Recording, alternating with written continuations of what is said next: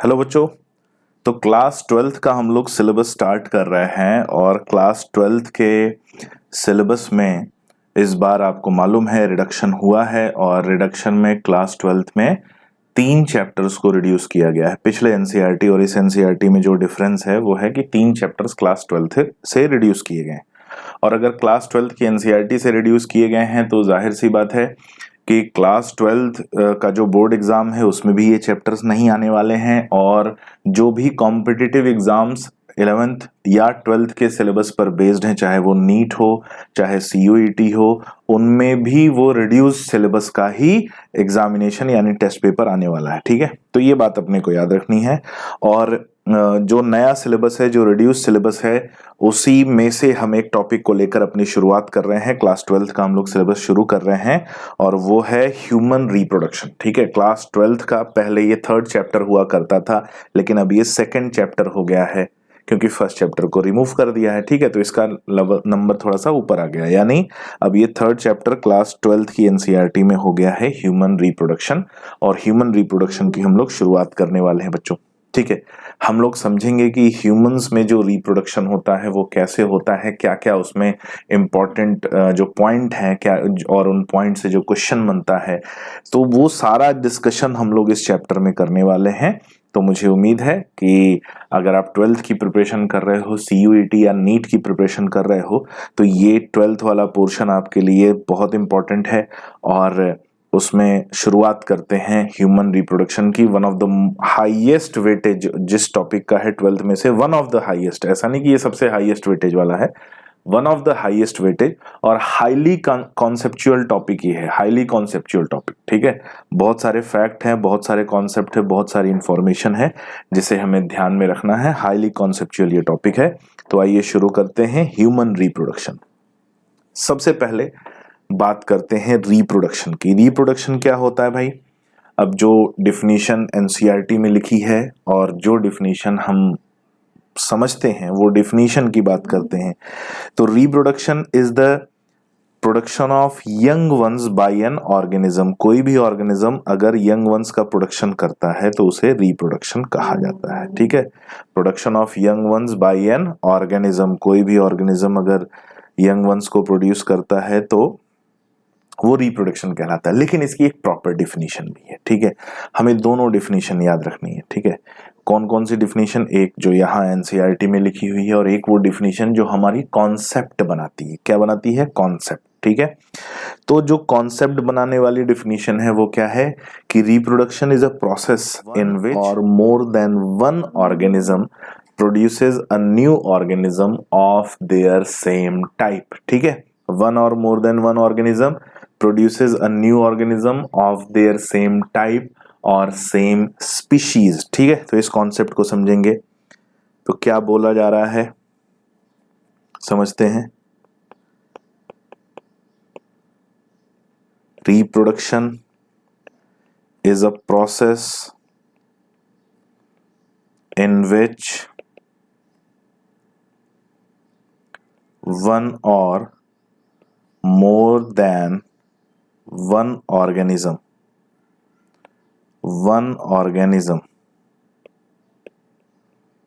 produces a new organism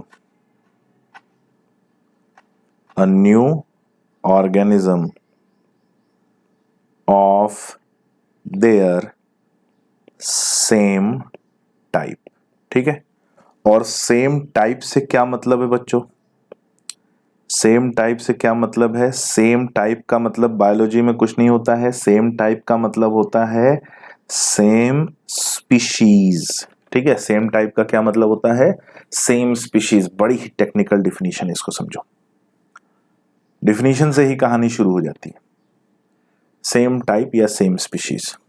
आपने कभी ऐसा पढ़ा होगा कि पूछा जाता है what is the shape of kidney 11th में, तो बोलते हैं बीन शेप। और फिर पूछते हैं what is the shape of bean, तो बोलते हैं किडनी शेप, है ना। तो शेप तो दोनों का ही नहीं बताते। ये ठीक वैसा ही है कि भाई तुम्हारा घर कहाँ है, बोले मेरे घर के सामने। बोले मेरा घर कहाँ है, बोले तुम्हारे घर के सामने। हम दोनों का घर कहाँ है? बोले आमने सामने। तो ऐसा ही है।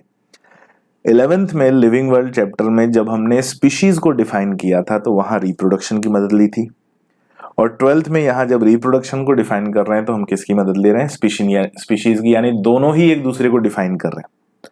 और वही है कि स्पीशीज ऑर्गेनिजम्स का ऐसा ग्रुप होता है जिनमें आपस में रिप्रोडक्शन की एबिलिटी पाई जाती है, और रिप्रोडक्शन केवल उन्हीं के बीच में पाया जाता है जो सेम स्पीशीज के होते हैं। और रिप्रोडक्शन में एक ऑर्गेनिज्म अपनी ही स्पीशीज के नए ऑर्गेनिज्म का फॉर्मेशन करता है। तो इस पर एक बात आती है कि रिप्रोडक्शन, ठीक है, reproduction is responsible for integrity of a species. किसी स्पीशीज की इंटीग्रिटी को मेंटेन रखने के लिए जो रिस्पॉन्सिबल फैक्टर है वो कौन है? रिप्रोडक्शन। और स्पीशीज जिसकी वजह से डिटरमाइन होता है वो बोलते हैं रिप्रोडक्टिव आइसोलेशन। ठीक है, कि रिप्रोडक्शन के बेस पर एक स्पीशीज दूसरी स्पीशीज से अलग है। ठीक है, तो इसी को बोलते हैं रिप्रोडक्टिव आइसोलेशन। हमें अगर ह्यूमन और एलिफेंट और हॉर्स और जो है टाइगर में अगर डिफरेंस देखना होगा कि ये अलग अलग स्पीशीज हैं, तो क्यों ये डिफरेंट है? Because they have reproductive isolation. तो ये डिफिनीशन आ जाती है जो किसको डिफाइन करती है? रिप्रोडक्शन को, और रिप्रोडक्शन के साथ स्पीशीज को। तो अगर कोई ऑर्गेनिज्म अपने ही जैसे नए ऑर्गेनिज्म, अपनी ही स्पीशीज का नया ऑर्गेनिज्म बनाता है तो उसे रिप्रोडक्शन कहा जाता है। और ह्यूमंस की बात करें, किसकी बात करें? ह्यूमंस। मैं ये बीच बीच में लिखते हुए भी चलूंगा, तो मेरा थोड़ा सा लेक्चर जो है वो डिस्क्रिप्टिव होता है बेटा, जिससे कि आपको थोड़ी कम मेहनत करनी पड़ती है। तो आपको केवल पढ़ने में ही मेहनत करनी पड़ती है, समझने में मेहनत करनी पड़ती है, और लिखने का पूरा काम यहाँ पर मैं करूंगा। आपको ये जो है डिजिटल नोट्स पीडीएफ फॉर्म में मिल जाएंगे। इसको आप पीडीएफ फॉर्म में सेव करके रख लेना, ठीक है, और ऐप में भी आपको मिलेगा। लेकिन इसका प्रिंट आउट मत निकालना, ठीक है। प्रिंट आउट क्यों नहीं निकालना वो मैं बता दूं, क्योंकि नोट्स जो हम बनाते हैं ना, तो यहाँ पर हमने ब्लैक बैकग्राउंड चूज किया हुआ है। कैसा बैकग्राउंड? ब्लैक। अगर आप इसका प्रिंट आउट निकाल भी लोगे तो आप ही का नुकसान होगा, ठीक है। प्रिंटिंग कॉस्ट बहुत ज्यादा पड़ जाती है। अब ऑनलाइन में क्या होता है, व्हाइट बैकग्राउंड पे अगर हम ब्लैक में लिखेंगे तो वो आंखों को बहुत ज्यादा इरिटेट करता है, ठीक है। तो ब्लैक बैकग्राउंड में व्हाइट पे हम लिखते हैं तो वो हमारी आंखों के लिए प्लेजेंट होता है। और बस ये है कि इसका प्रिंट निकालोगे तो पूरा ब्लैक पेज आएगा, कहीं कहीं छोटा छोटा व्हाइट लिखा हुआ है, तो प्रिंटिंग कॉस्ट आपकी बहुत ज्यादा बढ़ जाएगी। प्रिंटिंग वाला प्रिंट करने से मना कर देगा, ठीक है, मतलब 100 टाइम्स ज्यादा तक बढ़ जाएगी। तो इसलिए ऐसा नहीं करना, सेव करके पढ़ लो, लिख लो, क्वेश्चन करो। क्वेश्चन करने में कोई परेशानी नहीं है, क्वेश्चन करते जाओ। तो लिखने का काम अपन यही कर लेते हैं, ठीक है। तो ह्यूमंस में केवल और केवल कैसा रिप्रोडक्शन पाया जाता है? ह्यूमंस में पाया जाता है ओनली सेक्सुअल रिप्रोडक्शन, ठीक है। ह्यूमंस में कैसा रिप्रोडक्शन मिलता है? ओनली सेक्सुअल रिप्रोडक्शन देखने को मिलता है, इसलिए ये बात याद रखनी है। तो humans perform only sexual reproduction, केवल सेक्सुअल रिप्रोडक्शन परफॉर्म करते हैं। और कैसे होते हैं? वीवी पैरस। वीवी पैरस का मतलब give birth to young ones, give birth to young ones, ठीक है। यंग वंस को बर्थ देते हैं, एग ले नहीं करते, वीवी पैरस होते हैं। और रिप्रोडक्शन के बेस पर दो टाइप के पाए जाते हैं। कितने टाइप के? दो टाइप के। On the basis of reproduction humans are found to be of two type, that is male and female, and this is known as sexual dimorphism. तो एक टर्म आता है जिसे कहते हैं सेक्सुअल डाइमॉर्फिज्म, ठीक है। सेक्सुअल डाइमॉर्फिज्म क्या होता है? Sexual dimorphism presence of two types of organisms on the basis of sexual characters, that is male and female, ठीक है, मेल एंड फीमेल। तो मेल और फीमेल दो टाइप के ऑर्गेनिज्म पाए जाते हैं और इसी को कहा जाता है सेक्सुअल डाइमॉर्फिज्म, यानी दो तरह की morphology on the basis of their sexual character. तो ह्यूमंस में सेक्सुअल डाइमॉर्फिज्म देखने को मिलता है। और सबसे पहले शुरुआत करते हैं किसकी? मेल रिप्रोडक्टिव सिस्टम की। ठीक है, अब मेल रिप्रोडक्टिव सिस्टम पर जाने से पहले एक पॉइंट पे आते हैं बच्चों। ठीक है, मेल रिप्रोडक्टिव सिस्टम पे जाने से पहले एक पॉइंट पे आते हैं। क्या पॉइंट है? तुमको क्या हो गया भाई? चलो पॉइंट पे आते हैं हम लोग। और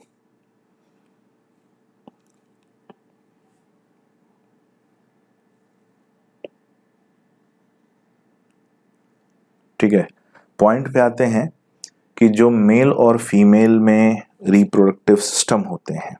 ठीक है, तो दो तरह का रिप्रोडक्टिव सिस्टम पाया जाता है। कौन कौन सा? एक पाया जाता है मेल रिप्रोडक्टिव सिस्टम और एक होता है female reproductive system. Female reproductive system, अब जो भी ये रिप्रोडक्टिव सिस्टम है, मेल की बॉडी में मेल रिप्रोडक्टिव सिस्टम, फीमेल की बॉडी में फीमेल रिप्रोडक्टिव सिस्टम, इनमें पाए जाते हैं रिप्रोडक्टिव ऑर्गन्स। क्या पाए जाते हैं? Reproductive organs.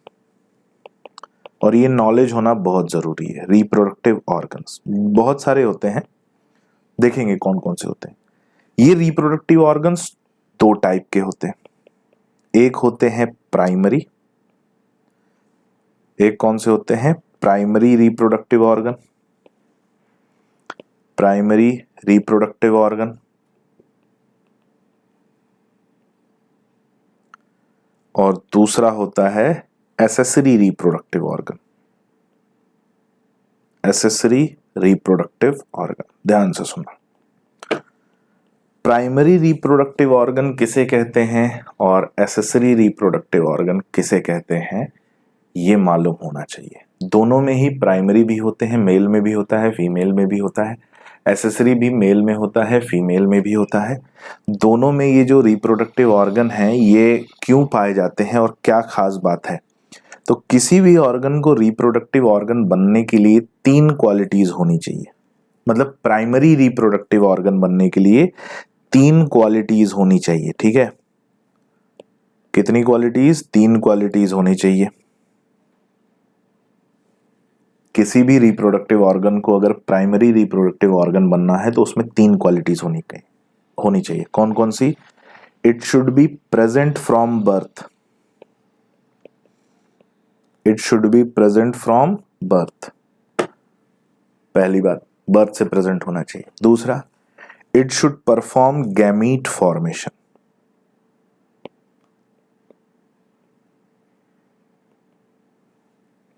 इसे क्या करना चाहिए? गैमीट फॉर्मेशन करना चाहिए। और थर्ड पे आते हैं।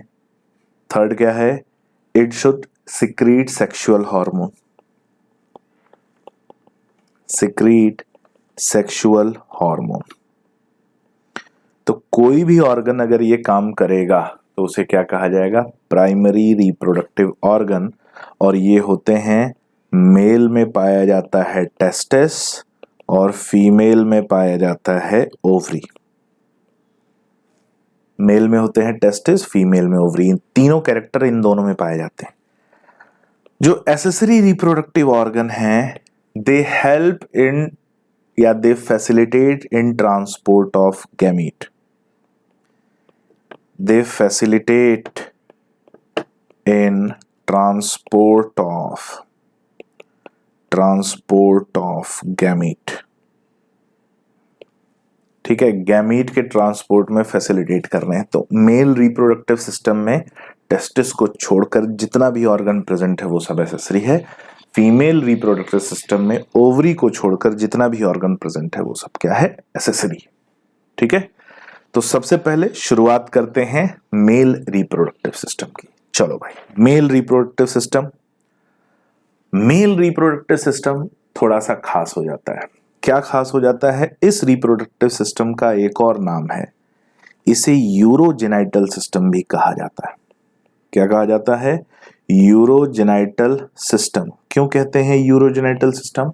Because in male reproductive system, या बोला जाए in male body, a common passage is present for transport of urine and semen. तो एक पैसेज है जो यूरिन और सीमेन दोनों के ट्रांसपोर्ट के लिए पाया जाता है और दोनों के ट्रांसपोर्ट के लिए प्रेजेंट होता है। इसलिए ये जो पैसेज है ये यूरिनल सिस्टम का भी पार्ट है यानी एक्सक्रीटरी सिस्टम का भी पार्ट है और रिप्रोडक्टिव सिस्टम यानी जेनाइटल सिस्टम का भी पार्ट है। तो अगर कोई ऐसा पार्ट है जो दो सिस्टम का है तो दोनों का कंट्रीब्यूशन उसमें है और इसीलिए male reproductive system is found to be connected with urinal system and hence it is also known as urogenital system. ठीक है, तो semen and urine has common passage. ठीक है, तो एक्सक्रीटरी सिस्टम और जेनाइटल सिस्टम दोनों आपस में कनेक्टेड होते हैं, कॉमन पैसेज होता है और इसीलिए इसे यूरोजेनाइटल सिस्टम कहा जाता है, ध्यान रखना है। अब मेल रिप्रोडक्टिव सिस्टम में क्या क्या पार्ट्स प्रेजेंट होते हैं हम बात करेंगे। तो हमें इसमें जो पार्ट्स मिलते हैं बच्चों, 1 पेयर ऑफ टेस्टिस, एक पेयर टेस्टिस। अभी हम केवल स्टेटमेंट की बात करेंगे कि क्या क्या होता है, नाम सुनेंगे, फिर इनको देखेंगे कि ये कहाँ होते हैं, फिर ये समझेंगे क्या काम करते हैं। ठीक है, तो 1 पेयर ऑफ टेस्टिस पाया जाता है, एसेसरी डक्ट पाई जाती हैं, एसेसरी ग्लैंड होते हैं और एक्सटर्नल जेनिटेलिया यानी एक्सटर्नल जेनाइटल ऑर्गन। तो कुल मिलाकर 4 पार्ट मिलते हैं। मेल रिप्रोडक्टिव सिस्टम के कितने कंपोनेंट होते हैं? 4 कंपोनेंट होते हैं। पहला है पेयर्ड टेस्टिस, दूसरा है एसेसरी डक्ट, तीसरा है एसेसरी ग्लैंड और चौथा है external genitalia.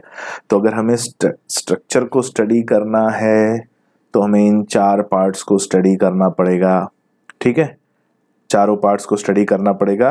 Paired testis, accessory duct, accessory gland and external genitalia, ये 4 पार्ट हैं जो मेल रिप्रोडक्टिव सिस्टम का फॉर्मेशन करते हैं, मेल रिप्रोडक्टिव सिस्टम का स्ट्रक्चर बनाते हैं। और मेल रिप्रोडक्टिव सिस्टम का अगर हम डायग्राम देखें, ठीक है, मेल रिप्रोडक्टिव सिस्टम का डायग्राम देखें तो बच्चों हमें यहां पर क्या मिल रहा है, इस स्ट्रक्चर को समझने की कोशिश करेंगे।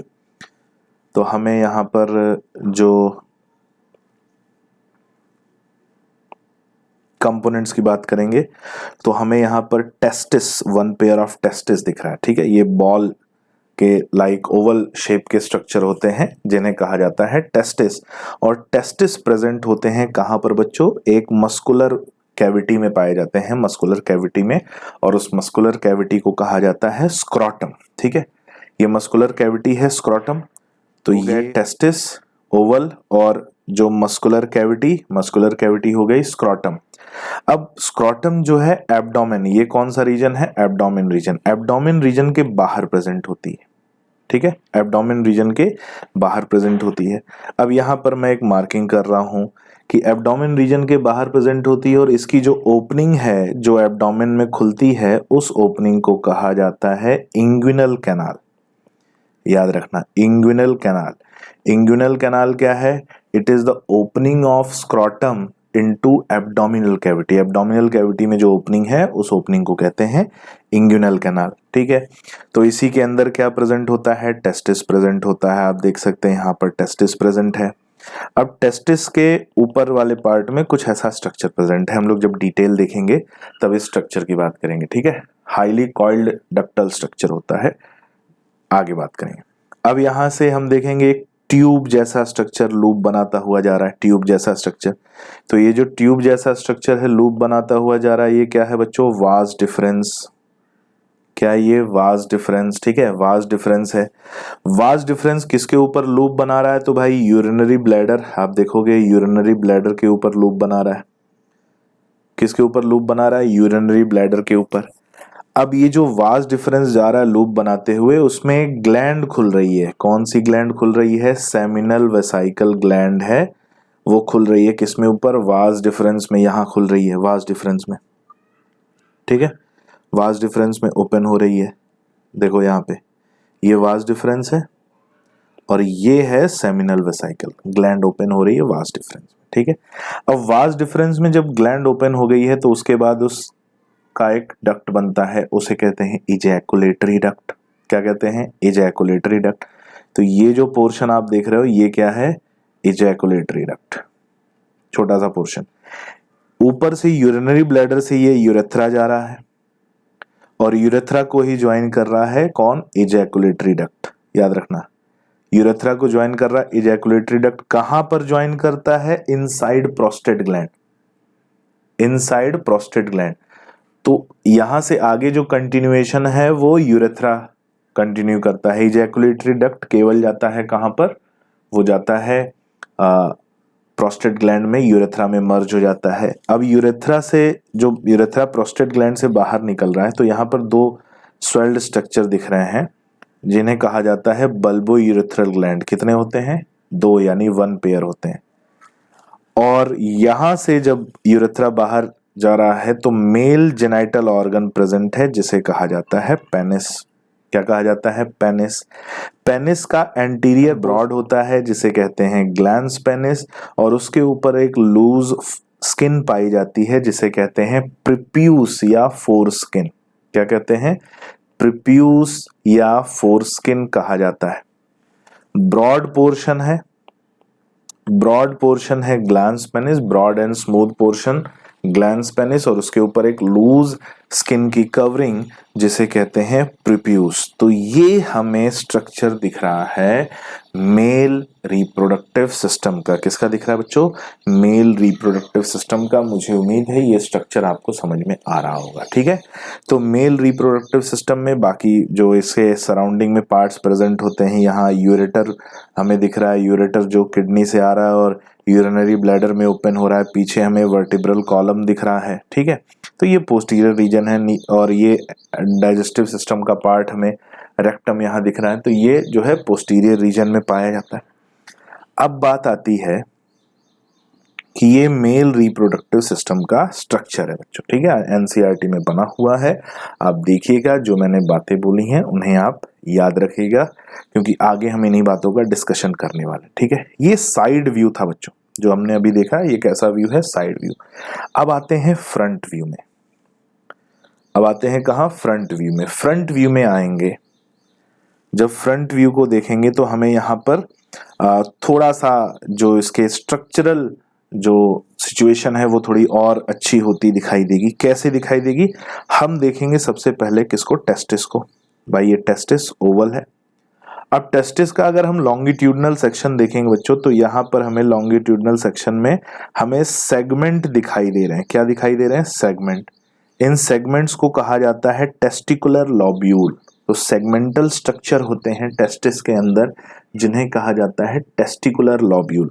ठीक है, अब ये टेस्टिकुलर लॉब्यूल हम डिटेल स्ट्रक्चर अभी बनाएंगे, लेकिन टेस्टिकुलर लॉब्यूल से डक्ट्स बाहर निकलती हैं और एक नेटवर्क बनाती हैं, और उन नेटवर्क को कहा जाता है रीटी टेस्टिस। क्या कहा जाता है? Rete testis. पहले मैं बात करूंगा एनसीईआरटी के डायग्राम की, फिर मैं वो डायग्राम बनाऊंगा जिससे समझ में आएगा। इससे बहुत ज्यादा कुछ समझ में नहीं आता, लेकिन टेस्टिकुलर लॉब्यूल से डक्ट बाहर निकलती हैं और वो मिलकर बनाती हैं रीटी टेस्टिस। रीटी टेस्टिस से पतली ट्यूब्स बाहर निकलती हैं, उन्हें कहा जाता है वासा एफ्रेंशिया।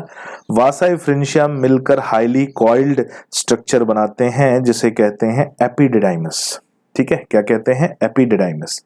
तो ये एपिडिडाइमस याद रखना, हाईली कॉइल्ड स्ट्रक्चर है जो टेस्टिस का बाहर वाले पोर्शन पे प्रेजेंट होता है। यही वो स्ट्रक्चर जो मैं बोल रहा था हाईली कॉइल्ड है, मैं आगे इसको एक्सप्लेन करूंगा। यहां से फिर वास डिफरेंस आ रहा है, लूप बनाता है। लूप बनाकर, दो टेस्टिस हैं तो दो वास डिफरेंस ऊपर जाते हैं। अब बात एक आ जाती है कि टेस्टिस से जब वास डिफरेंस बाहर निकलता है तो उसको कौन कंटेन करता है? तो यहां पर आप देखोगे इस डायग्राम में एक रॉड लाइक स्ट्रक्चर दिख रहा है, इसे बोलते हैं स्पर्मेटिक कॉर्ड।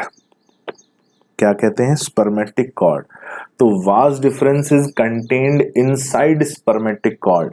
स्पर्मेटिक कॉर्ड के अंदर कंटेंट होता है जब वे इंगुइनल कैनाल से बाहर निकलता है और एब्डोमेन रीजन में जाता है। कहाँ जाता है? एब्डोमिनल रीजन में। तो इंगुइनल कैनाल को कौन क्रॉस करता है? स्पर्मेटिक कॉर्ड क्रॉस करता है, और स्पर्मेटिक कॉर्ड के अंदर प्रेजेंट होता है वास डिफरेंस। किसके अंदर? स्पर्मेटिक कॉर्ड के अंदर प्रेजेंट होता है वास डिफरेंस। ये हमें याद रखना है। अब बात करेंगे स्पर्मेटिक कॉर्ड के आगे बढ़ेंगे, कहाँ जाएंगे भाई हम लोग जाएंगे जो इसमें ग्लैंड खुल रही है। कौन सी ग्लैंड खुल रही है? Seminal vesicle. ध्यान से सुनना, कितनी होती हैं? 2। एक लेफ्ट वाज डिफरेंस में खुलती है, एक राइट वाज डिफरेंस में खुलती है। दोनों वाज डिफरेंस में एक एक ग्लैंड खुलती है, नाम है सेमिनल वेसिकल।